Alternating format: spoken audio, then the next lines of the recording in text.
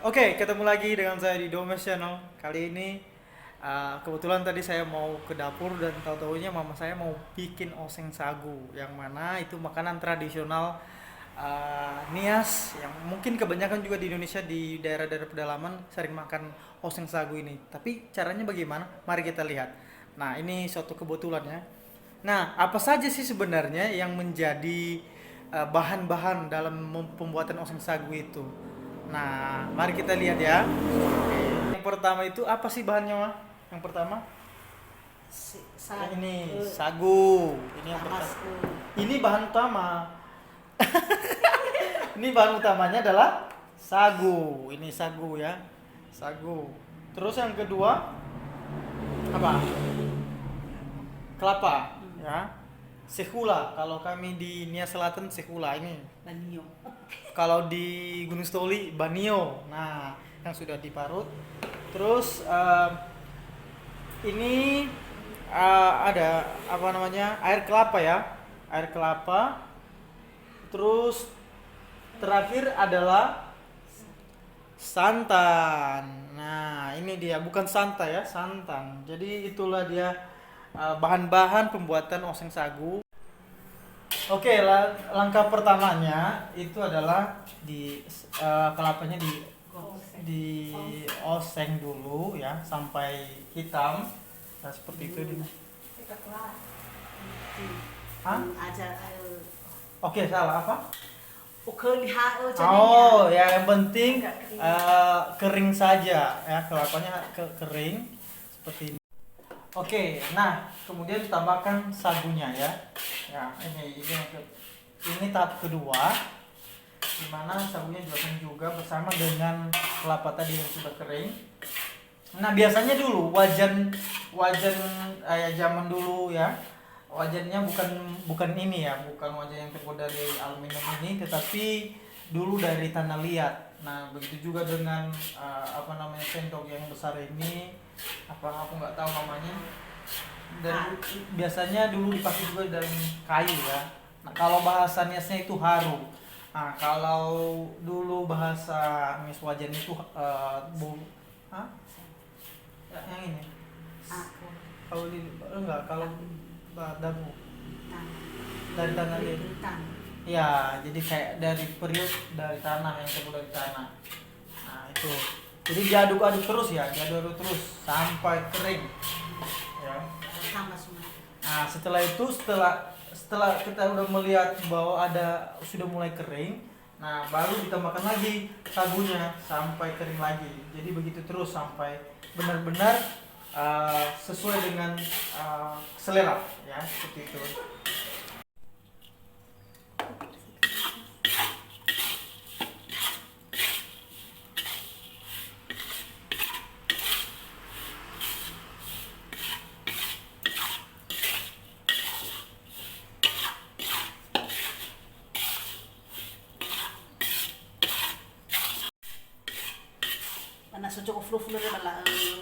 Nah, oke, maksudnya itu kalau ada yang agak besar, yang bulat-bulat, itu harus dibikin lebih halus ya, seperti ini. Nah, jadi itu ada yang besar-besar harus dibikin halus itu, jangan sampai ada yang besar di adukan ini.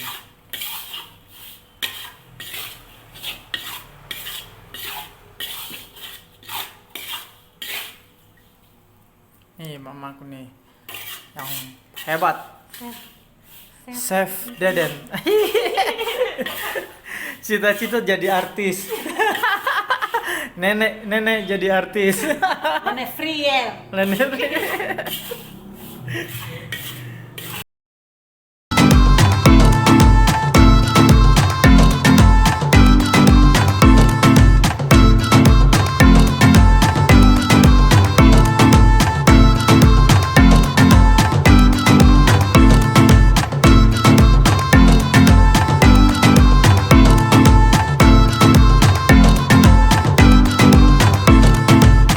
Oke, nah sekarang kita akan memasukkan langkah ketiga adalah memasukkan ampas kelapa yang memang masih bersih ya, masih bukan ampas yang sudah nggak bisa dipakai tapi masih bisa dipakai, dicampur dan diaduk lagi seperti yang tadi. Nah, sampai merata ya. Siap. Ini dia. Oke, langkah selanjutnya adalah air kelapa tadi ya, dimasukkan di sini. Kelapa bukan santannya, masih belum ini langkah ke 4 ya, bukan santannya. Setelah kamu sudah tahu bahwa sudah sudah mulai kering ya, sudah merata kering, dan masukkan air kelapanya. Oke. Nah, seperti itu ya. Nah, caranya juga nggak langsung dikasih semua, nggak ditumpahin ya, tapi kayak dipercik-percik gitu ya. Supaya lebih mantap.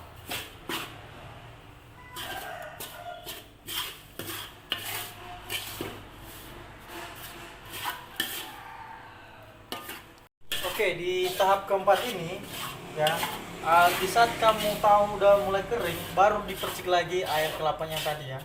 Jadi itu di tahap keempat ini memang agak sedikit lama, dimana harus kita harus mengetahui dulu kering. Setelah itu tambahkan lagi air kelapa tadi dengan cara mempercik-perciknya. Nah, itu ya caranya. Oke. Nanti setelah ini langkah kelima.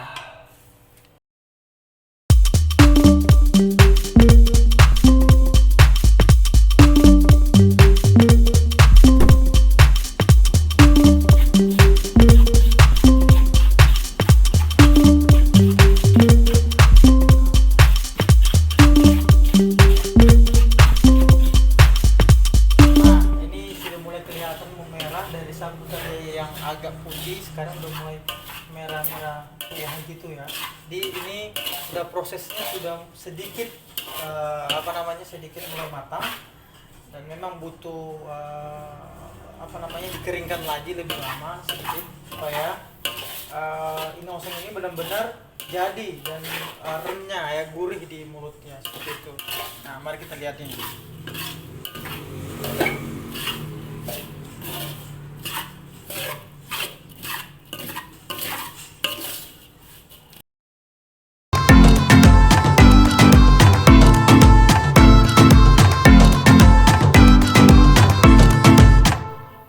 Kali ini yang memang mama saya bikin ini adalah oseng sagu.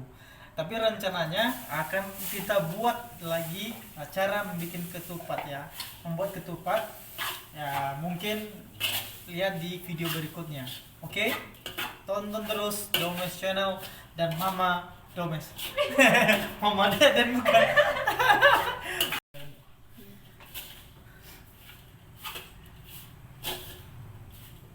Oke, ini tahap terakhir yang mana kita harus tuangkan ke dalam sagu ini, yaitu santan ya, ini dia.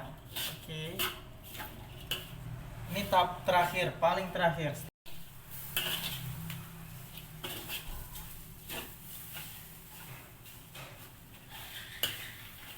Enak, yo.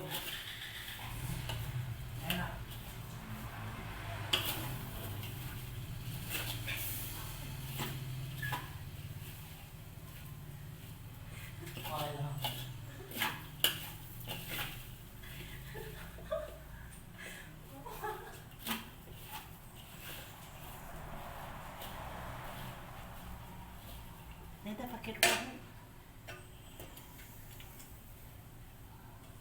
Ilmu. Nah, ini ya sudah Oke, ini tadi sudah dipercik juga santan tadi. Ini tahapan terakhir. Dan tadi saya sudah coba-coba, enak banget ya, gurih. Jelas memang makanan tradisional itu jangan pernah kita lupakan, karena memiliki ciri khas yang beda dari makanan-makanan di kota ya. Oke, ini hasilnya, dan sekarang udah matang, udah bisa dimakan. Tapi lihat nih ya, udah merah, udah, berarti itu pertanda sudah masak. Nah, mari kita lihat. Oke guys, akhirnya sudah matang, sudah ini apa namanya sudah bisa dimakan dan ini luar biasa, gurihnya, enaknya, wanginya juga. Wah, kalau anda coba ya, ini pasti akan ketagihan. Oke, jadi aku ngerasa bahwa makanan tradisional itu selalu menjadi yang terbaik. Oke, saya akan coba ya. Enak. Kamu harus coba.